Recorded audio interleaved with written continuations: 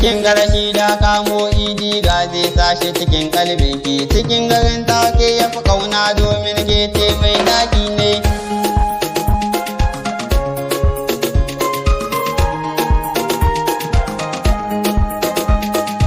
Mun tabbata idi da Rashida da an gani an san kwai kauna, kenan kurin kaka girmama juna a duniya za ku yi morewa, zama na soyayya daɗi ne a zuciya in kai dacewa. Waɗansu sun more soyayya, waɗansu ko na yin kokawa, ku gane soyayya yarda ce ba gudu kuma ba zaya ba.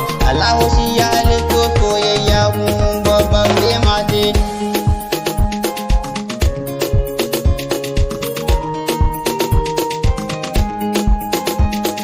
Farin ciki sai ka shiga soyayya yannan za ka yi farawa, idan ku an kai sabanin zuciyoyi tabbas ne kokawa. Amma idi kai da Rashida kauna da ramsa yau zaunawa, a zuciyoyi na ku duka ku bi har ma mun yi gane. Fiti da musti sun tsara muku duk da fannin soyayya ne, in za a yi taro na masoya a fita gwarzo ku zan zaɓa, domin soyayyar ku ko da gani an san ba ta ja inja. Ku da Allah sarki tabbas domin shi ne dai ya haɗa ku.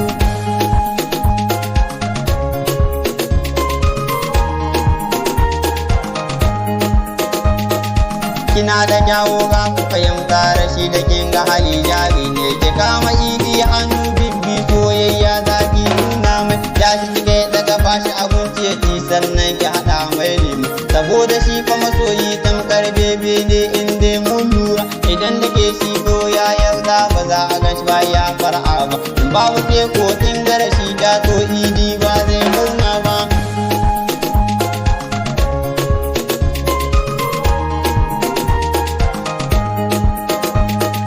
Bashi masauki a zuciya ya ɗau rana dan ya hutawa, wadda doguwa fara ce Rashida sannan na san mai kishi ce, duk wanda ya taɓa idi lalle ta ce ba ta yo ƙalewa.